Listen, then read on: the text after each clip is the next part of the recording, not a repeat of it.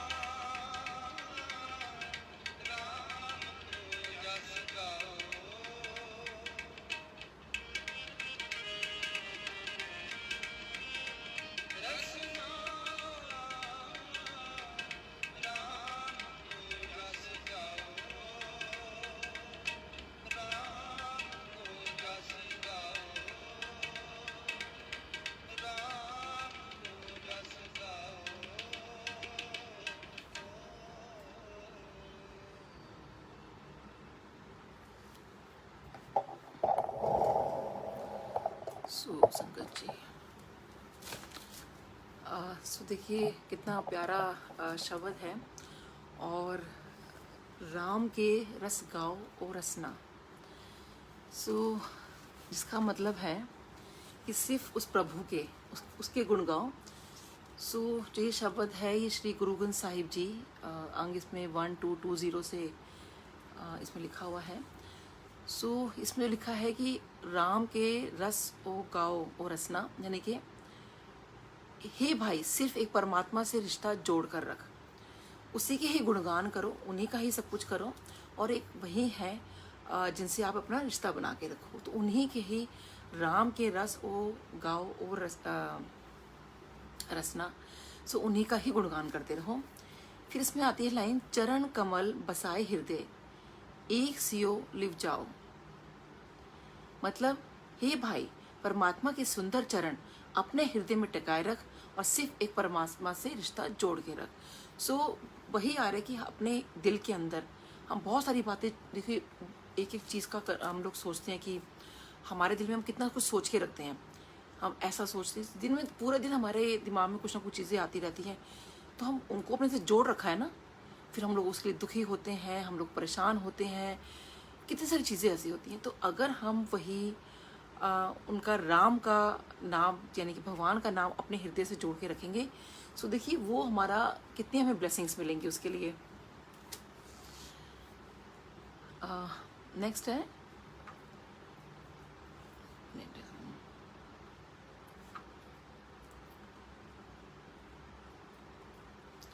So it's beautiful reading संगत जी, क्योंकि देखिए हर शब्द में गुरुजी भी कहा करते थे कि बहुत बहुत ब्लेसिंग्स हैं, कुछ सुनना चाहिए, श्रवण करना चाहिए, उसका समझ नहीं आ रहा। सो यहाँ मल्टीलिंगुअल फेसबुक ग्रुप ने यही सोचा कि लोगों को चीज़ समझ भी आए, ऑल दो वो तो गुरुजी समझाने वाले हैं। सो अगली लाइन है, जियो प्राण आधार तेरा तू निथाव थाओ। सॉरी अगर मेरी प्रोनाउंसिएशन में कोई गलती हो तो संगत जी। नहीं सॉरी, ये है हमारा, साधु संगत को निर्मल बहुत जो ना जानो। I think I am missing something. एक मिनट में मैं ऐसी कोई लाइन मिस नहीं करना चाहती हूँ। सो देखिए बेसिकली ना, चाहे वो शिव पुराण हो, चाहे हमारी गुरबाणी हो, हर किसी के अंदर एक चीज़ ये बहुत अच्छे से लिखी हुई है कि अगर आप भगवान का नाम लेते रहते हो तो डेफिनेटली आपको, कहते हैं ना, उन्हीं का ही नाम है सब कुछ, उन्हीं का ही नाम काम आना है, वही सब कुछ है। सो उन्हीं का नाम जो है, उन्हीं का जो अपनी ज़िंदगी है गुणगान करने में लगा दो। इसलिए देखिए पुराने ज़माने में भी क्या होता था कि बहुत भजन कीर्तन होते थे, तो रीज़न बेसिकली यही होता था कि आपने भगवान का नाम लेना है। सो नेक्स्ट लाइन है, मैं पढ़ती हूँ।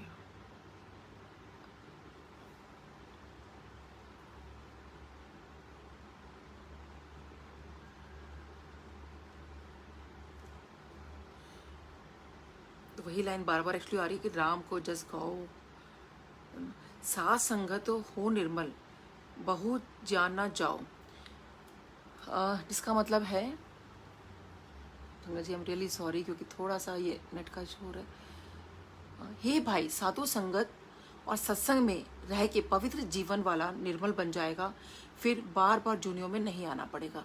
सो यही है कि जब हम लोग भगवान का नाम लेते हैं, बार बार उनको, देखिए इसमें ना गुरुजी का नाम आया है, ऑल दो इसमें शब्द तो यही है कि जब हम्बलनेस का मतलब है।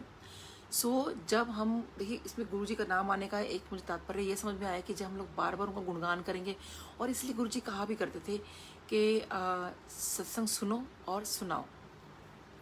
सो वही है कि अगर आप बार बार उनका नाम लेते हो, बार बार उनको याद करते हो, उन्हीं के गुणगान में लगे रहते हो, सो ये जो इस आवागमन है इस धरती के ऊपर, ये आपका ख़त्म हो जाएगा और आप जो हो इससे छुटकारा पा जाओगे। नेक्स्ट है, जियो प्राण आधार तेरा तू निथावे थाओ। यानी कि हे हरि, मेरी जिद और प्राणों को आपका ही आसरा है, जिसका और कोई सहारा हो तो आप ही उसका सहारा हो। इसलिए हमारा जो ज़िंदगी में सहारा है जो भगवान का है, वो सिर्फ भगवान का ही है और किसी का नहीं है, कोई नहीं होता। देखिए शिव चालीसा के अंदर भी एक बात लिखी हुई है, मात पिता भ्राता सबको ही, संकट में पूछत नहीं कोई। सो मैं जब मैंने बहुत सालों से, इनफेक्ट अपने आई थिंक कॉलेज टाइम से मैं ये पढ़ रही हूँ शिव चालीसा। जब ये लाइन आया करती थी ना, तो मुझे समझ नहीं आता था कि ये लाइन क्यों आती है। तो ऐसा थोड़ी होता है कि हमारे अपने माँ बाप हैं, भाई बहन हैं, वो हमें नहीं पूछेंगे। तो मुझे समझ नहीं आ रहा था। बट देखो वही चीज़ आज इसके अंदर भी है कि आपको उस भगवान के अलावा कोई सहारा देने वाला नहीं है। ठीक है, साथ साथ खड़े होते हैं, मैं ऐसा नहीं कहती कि फैमिली साथ में नहीं होती है, सब कुछ चले, बट ये जब एक्चुअल सच में कोई चीज़ ऐसी आती है तो सिवाय कहते हैं ना परमात्मा के अलावा कोई आपके साथ नहीं होता। सांस सांस संभाले हर हर, नानक सदबल जाओ। मतलब कहे नानक, हे हरि, मैं तो अपनी हर एक सांस से के साथ आपको याद करता हूँ और आप पर मैं बलिहार जाता हूँ, सदके जाता हूँ। राम को रस गाओ और रसना। सो हे भाई, अपनी जीभ से सिर्फ परमात्मा की ही महिमा गाया करो। सो देखिए इसमें वही लिखा हुआ है कि मैं अपनी हर एक सांस के साथ आपको याद करता हूँ। सो वही है कि आप अपना कहते हैं ना कि जो हर सांस के साथ आप अपना सांस अंदर ले रहे हो, छोड़ रहे हो, तो उसके अंदर भी आप भगवान का नाम लो। मैंने एक बार पहले भी ये चीज़ बोली थी, और संगत जी बिलीव मी, जब आप हर सांस के साथ लोग कहते हैं कि हम लोग हर सांस के साथ कैसे लें। देखो जब आप कुछ भी कर रहे हो ना, you are doing anything, in fact if you are doing yoga also, so उसके अंदर आप क्या करोगे, बजाय काउंटिंग करने के आप जो है भगवान का नाम लो। उस टाइम गुरु जी का मंत्र जाप करो, शब्द बाणी है वो चला दो। बहुत बजाय कुछ और करने के आप देखिए आप अंदर कितनी पॉजिटिविटी आएगी, कितना आपको अच्छा लगेगा कि जो आपके नेगेटिव थॉट्स आ रहे थे, जो आपके अंदर एक बहुत सारी चीज़ें ऐसी थी जो हम लोग शायद हमें समझ नहीं आ रही होती हैं। सो उस टाइम आप ये करो कि खाली शब्द बाणी भी लगा दो और या तो मंत्र जाप करते रहो। देखो उसके अंदर ना एक शिव पुराण में भी एक चीज़ आती है, और बेसिकली जितने भी हमारे होली ग्रंथ हैं गुरु ग्रंथ साहिब हो गए हमारे, या एनी होली बुक, अगर आपने उसमें से एक चीज़ देखा होगा, सो वो यही आती है कि अगर आप जितनी बार भगवान का नाम लेते हो तो एक वक्त ऐसा आता है कि जब आपको भगवान के दर्शन होते हैं। सो पहले भी ऐसा हो रहा था कि आप लोग तपस्या कर रहे हो, कोई भी इंसान, हम लोग जैसे तपस्या कर रहे हैं, भगवान की पूजा कर रहे हैं, बट पुराने टाइम में क्या हो रहा था कि लोग जितने ऋषि मुनि हुआ करते थे वो तपस्या करते थे, तपस्या करके वो इतनी पूजा कर रहे हैं, इतनी पूजा कर रहे हैं, और एक टाइम ऐसा आता था कि भगवान उनके सामने साक्षात खड़े हो जाते थे। सो वो पहले दिन तो नहीं खड़े हुए ना, वो खड़े हुए पता नहीं कितने, उनकी तो 1000 वर्षों की तपस्या होती थी, कितने सालों की, हजारों सालों की तपस्या हुआ करती थी, तब कहीं जाके भगवान जो है उनके आगे उनको प्रकट होते थे उनके आगे। तो सोचिए गुरुजी ने तो हमारे लिए कितना ईजी बना दिया है। हमें तो ये भी नहीं कहा कि तुम हजारों वर्षों की तपस्या करो, ऑल दो जब भी हम लोग शायद अब करते ही आ रहे हैं, क्योंकि इतने हजारों वर्षों से अगर हम लोग गुरुजी से जुड़े हुए हैं और भगवान शिव की हम पूजा पाठ में इतना लीन है, सो कहीं ना कहीं तो भगवान से हम जुड़े हुए हैं। और अगर हम क्यों ना इसी को, अब ये जो जन्म है हमारा, इसके अंदर भी अगर हम लोग अपने आप को और प्योरीफाई करें, हम अपने आप को और ज़्यादा अच्छा करें, सो वो देखिए वो सिर्फ एक ना कहते हैं कीर्तन से, एक भजन से, एक अपने आप को भगवान के भक्ति में लीन करने से ही हो सकता है। देखिए मीरा जी क्या करती थी, चैतन्य महाप्रभु क्या करते थे, और गुरबानी भी जब लिखी गई तो क्यों लिखी गई थी, पहले ही नहीं थी ना, 1604 के अंदर ये लिखी गई थी, और कल ही इसका अभी तो आई थिंक जो यूएस टाइम के हिसाब से तो भी वहाँ पे ये टाइम चल रहा है, और इंडिया में कल का हो चुके। देखिए गुरबानी का जो वो दिन था, यानी कि अगर हम पूरे वर्ल्ड में लें तो आधा कल चला गया और आधा, सो इस 24 घंटे के अंदर ये देखिए कि उसकी ईव पर और अब तक जो गुरबानी शुरू हुई थी जिस दिन इसकी स्थापना हुई थी 1604 के अंदर आई थिंक, और उनको अमृतसर के अंदर गोल्डन टेम्पल के अंदर इसको गुरु ग्रंथ साहिब को रखा गया था, और उस दिन से गुरबानी को जो है पाठ शुरू हुआ था। तो देखिए कितना भगवान का टाइमिंग आप देखिए कि कैसे जो है उसी वक्त के आसपास ये व्याख्या शुरू हुई है। सो वो कहीं ना कहीं देखिए ऐसे हम कहते हैं भगवान का हमें आशीर्वाद कैसे प्राप्त होगा, हमें को भगवान कैसे इंडिकेशन देंगे, वो यही इंडिकेशन है कि जो व्याख्या शुरू हुई है डेफिनेटली ये बहुत अच्छे वक्त पे शुरू हुई है। तो देखिए वो क्यों हुई थी, वो भी वो व्याख्या जो हुई थी क्यों स्टार्ट हुई थी, वो यही था कि ताकि हम भगवान का स्मरण कर सके। और वही देखिए इसमें लिखा हुआ है, बार बार वही लाइन इसके अंदर आ रही है कि आप जो है इसको भगवान का नाम जो है वो बार बार आप बोलो, भगवान का बोलो। सो वही हमें करना है संगत जी, दिन रात आप भगवान का नाम लेते रहो एंड जस्ट बिलीव मी कि आपको खुद को ही कितना अच्छा लगेगा। जब कोई इंसान परेशानी होती है, कुछ भी होता है, तो आप उस टाइम, मेरे को जब कोई परेशानी होती है, मैं सिर्फ गुरुजी का मंत्र जाप करती रहती हूँ या फिर गुरुजी का कोई भी गुरुजी का स्वरूप मैं देखती रहती हूँ, या उनकी कोई वीडियो होती है मैं सिर्फ उनको देखती रहती हूँ। कोई तो आपके दिमाग में कोई नेगेटिव ख्याल नहीं आएगा, कुछ नहीं आएगा, क्योंकि आप वो पॉजिटिव चीज़ को देख रहे हो ना। जब आप गुरुजी को देख रहे हो तो डेफिनेटली तो ये चीज़ें तो कहते हैं ना आसपास भटक भी नहीं सकती हैं। बट कई बार, लेकिन हम इंसान है, हमारा ह्यूमन एरर एक्चुअली, कि हमें जब तक वो कहते हैं ना हमें कोई एक कहते हैं ना प्रत्यक्ष को, मतलब प्रमाण की ज़रूरत होती है, हमें चाहिए कि कोई हमें मिरेकल हो जाए, कुछ हो जाए। लेकिन वो मिरेकल होने के लिए हमें वो पॉजिटिव होना बहुत ज़रूरी है। वो मिरेकल तभी होते हैं, वो ब्लेसिंग्स आपको तभी मिलती है जब आप बहुत पॉजिटिव होते हो। जब आप सोचते ही गलत रहोगे तो भगवान भी कहेंगे कि अरे मैं तो उसको देने को तैयार बैठा हूँ, लेकिन इसको तो ये तो मुझे मेरी तरफ देख ही नहीं रहा है।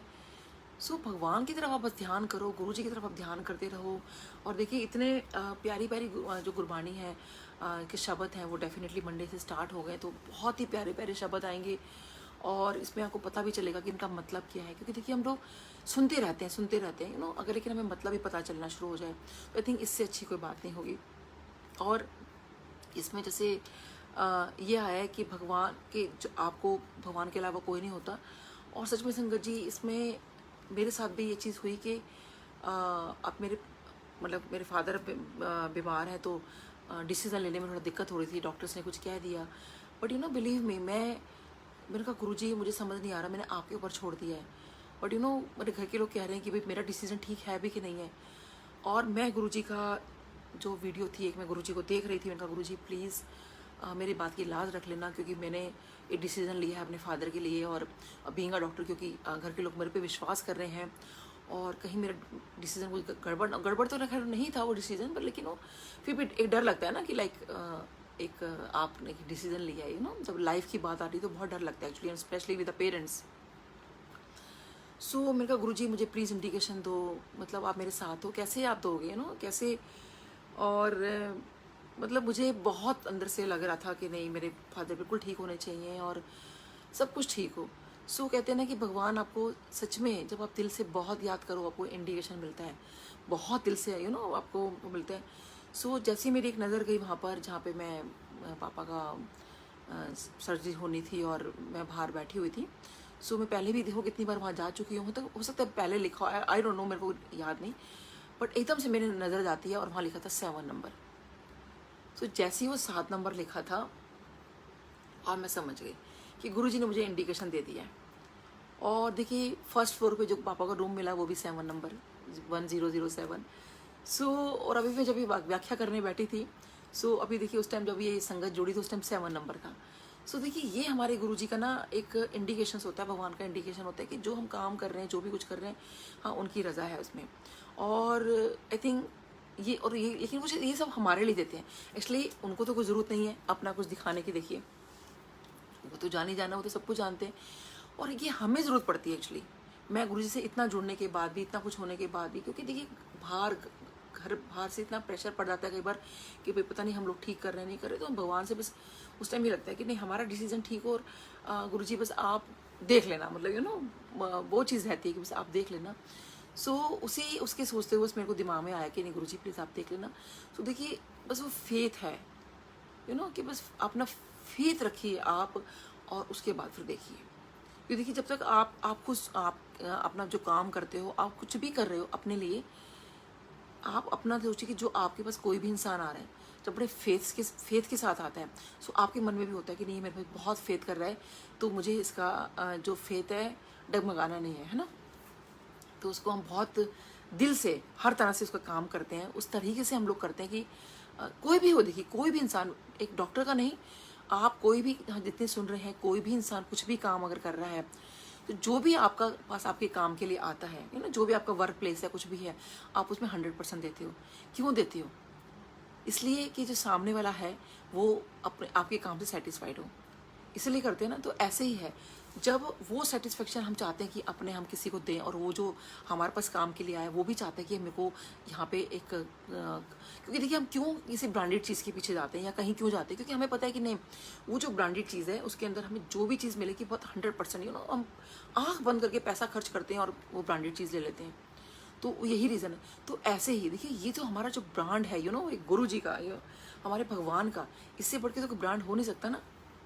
तो उसी फेथ से, जैसे भी किसी शॉप में घुसते हो, आप कुछ भी करते हो, आँख बंद करके पैसा देते हो, यहाँ आपको पैसा क्या देना है, आपका अनकंडीशनल लव। नहीं तो आपको पैसा भी नहीं खर्च करना, आपको सिर्फ आपके अंदर की जो फीलिंग्स है, आपकी जो भावना है, जो आपका फेथ है, वही आपको देना है। तो देखिए, वो फेथ अगर आप भगवान पर देते हो तो डेफिनेटली जब आप कोई चीज़ खरीद रहे हो और सामने वाला आपको उतना ही वो चीज़ दे रहा है, और आँख बंद करके उस चीज़ को खरीदते हो, और आपको पता है वो डेफिनेटली वो बहुत सालों साल चलती है, कोई भी ब्रांडेड चीज़ होगी। तो सोचिए कि जब एक इंसान एक छोटी सी ब्रांड, कितने हज़ारों करोड़ों ब्रांड होंगे, इतने सारे लोग अगर कोई एक ब्रांड बना सकते हैं और एक किसी इंसान को खुश कर सकते हैं कुछ पैसों से, तो सोचिए कि वही विश्वास अगर आप उस परमात्मा के द्वार पे जाओगे और वो विश्वास वो आप देते हो आंख बंद करके, और उस डिवोशन के साथ, उस फेथ के, उस श्रद्धा और सबूरी के साथ, और संगत जी सोचिए कि वो क्या नहीं करेंगे आपका, तो कितना कुछ दे देंगे। जैसे एक वो होता है ना, जब आप किसी शॉप पे जाते हो तो कई बार डिस्काउंट देते हैं, कैशबैक देते हैं, कई बार कुछ एक्स्ट्रा भी दे देते हो, तो कितने खुश होते हैं, अरे हमें आपको ये आपके लिए सरप्राइज गिफ्ट है, आपके लिए, आपको पता है आपके साथ आपको ये भी मिलेगा। सो हम लोग एक छोटा सा गिफ्ट या कुछ कैशबैक आ जाए तो कितना खुश होते हैं कि अरे वहाँ से तो हमें ये मिला है, उन्होंने तो हमें गिफ्ट वाउचर दे दिया। सोचिए उनके जो गिफ्ट वाउचर होंगे, गुरुजी के जो गिफ्ट वाउचर्स होंगे, आप सोच नहीं सकते संगत जी। उनको रिडीम आप कराइए, उनके गिफ्ट वाउचर को रिडीम कराइए, उनका सोचिए कि वो आपको क्या देने वाले हैं, और आपको तो सोचने की जरूरत भी नहीं है। जब वो देंगे ना, जब वो देने बैठते हैं, वो पता नहीं क्या झोलियाँ भर देते हैं, और ये मेरा अपना पर्सनल एक्सपीरियंस है, अब मेरा अपनी चीज़ें हैं कि एक चीज़, और ऐसा कुछ नहीं है कि मैं कुछ गुरुजी से मांगा, क्योंकि जब मैंने डे वन ही गुरुजी से कुछ नहीं मांगा, जब गुरुजी ने मुझे कितनी बार कहा था तो होरदे सनु की चाहिए, होरदे सनु की चाहिए। सो मैंने जब गुरुजी तब नहीं मांगा, सिर्फ ब्लेसिंग्स के अलावा मैंने गुरुजी तभी भी ब्लेसिंग्स ही मांगी थी। तो संगत जी, हम कौन होते हैं कि लाइक उनसे कुछ मांगने वाले, उनको कुछ कहने वाले, ही नोज एवरीथिंग, उनको सब कुछ पता है, वो जानी जाना है। सो उनको क्या मांगे, बिन पूछे सब कुछ जानदा, पता ना किसके आगे की जाए वो अरदास, तो वो जो सच में ये जो शब्द है, आई थिंक इसकी कि मे बी व्याख्या आएगी। सो संगत जी, आप प्लीज़ जितनी भी व्याख्या डेली आ रही है, हर जितने भी संगत हैं आपको व्याख्या करेंगे उस चीज़ के लिए। सो हर इंसान अपना अपना एक्सपीरियंस बताएंगे, उसमें अपनी अपनी चीज़ें बताएंगे, अपने हिसाब से उसको एक्सप्लेन करेंगे। तो देखिए, आप सबका ज़रूर सुनिए, क्योंकि पता नहीं कब किसकी बात से, किसका क्या चीज़ से क्या किसको क्लिक हो जाए, क्या किसी की लाइफ चेंज हो जाए। और ये बात सच में संगत जी होती है, हमें नहीं पता होता है कि हम किस बात से हमारा लाइफ में टर्निंग पॉइंट आ जाए।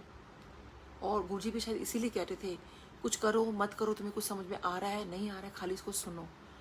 सो कई बार सुनने से ना हमारा, जैसे गुरु भी शब्द सुनने को क्यों कहते थे कि कई बार होता था कि हम, देखिए आपके साथ भी होता है, जब हम कुछ शब्द सुन रहे हैं, कई बार एकदम ध्यान नहीं जाता हमारा, इधर उधर ध्यान जा रहा होता है, भटक रहा होता है, सब कुछ होता है, लेकिन अचानक से कोई एकदम से लाइन आती है, शायद वो भगवान ने सुनानी होती है आपको, और वही लाइन आपको सुनने को मिलती है जिसकी आपको सबसे ज़्यादा ज़रूरत होती है। सो ये बहुत ज़रूरी है, हो जाता है हमारे लिए उस टाइम कि अगर वो लाइन हमें सुनने को मिली है, इसका मतलब ये है कि उसमें ही हमारा जो एक क्वेश्चन हमारे अंदर घूम रहा है, हमारे अंदर जो दिल के अंदर जो चीज़ें घूम रही हैं, वो उसका आंसर मिलता है। सुना, ये चीज़ बहुत इम्पॉर्टेंट है कि हम लोग कैसे उस चीज़ को उस चीज़ को हम लेते हैं। तो गुरुजी हमारे यही चाह रहे थे कि वो व्याख्या आप सुनो, सॉरी नॉट व्याख्या, जो शब्द सुनो, और उस शब्द में वो एक लाइन आपको कहाँ क्या क्लिक कर जाए। अब देखिए, मैं भी जब ये सुन रही थी, अभी पढ़ते पढ़ते एकदम से इसमें जब जो गुरुजी का नाम आया, इसमें तो खैर जो गुरुजी का नाम है वो एक, मैं नाम नहीं लेती गुरुजी का इसलिए नहीं बोलूँगी, बट वैसे मैंने इसमें शब्द पढ़ते हुए बोला था। तो देखिए, वो खुद ऐसा हो जाता है, नहीं वो खुद इतना काइंड, इतना हम्बल हो जाता है। और संगत जी, जिसके अंदर हम्बलनेस है, जो हम्बल है इंसान, जिसके अंदर विनम्रता है, वो सोचिए कहाँ से कहाँ नहीं पहुँच सकता। आप सच में ऐसा आप बन के देखिए, लोगों का जो दुख है ना वो अपने अंदर सहन करके देखिए, उसको अपना बना कर देखिए, आप देखेंगे कि और सच में उसी हिसाब से फिर सोच के देखिए कि कि अगर सामने वाले को इतनी तकलीफ है या हम इतने उसके साथ काइंड हो जाएं, क्योंकि हमें नहीं पता सामने वाले की क्या कंडीशन है। सो कई बार इंसान ऊपर से बहुत खुश होता है लेकिन अंदर से बहुत परेशान होता है, और लेकिन ऊपर से वो शो करता है कि आई एम वेरी हैप्पी। सो हमें नहीं पता होता कोई किस कंडीशन से गुजर रहा है। तो हर किसी इंसान के बहुत प्यार से आप पेश आइए, और बहुत ही इसको ना हम्बल और काइंड, तो वही चीज़ लिखिए कि जो इंसान हम्बल काइंड होता है, जो अपना इस तरह बना के रखते हैं, तो वो खुद उनके अंदर विलीन हो जाता है। वो खुद ही उनके मतलब कहते हैं ना, एक शिव पुराण में एक लाइन आती है कि जब तुम इतनी बार जाप कर लोगे तो तुम शिव बन जाओगे। इसका मतलब ये नहीं कि आप भगवान शिव बन गए, इट मीन्स कि आपका जो खुद एक आत्मा है वो परमात्मा में विलीन हो गई। तो वो जो आप भगवान शिव में मिल गए तो वो आप खुद शिव हो गए ना। फिर जब जैसे एक जो अगर पानी का कुछ बूंदे अगर समुद्र में गिर जाएंगी, वो पानी की बूंदे नहीं रह गई, वो समुद्र बन गया।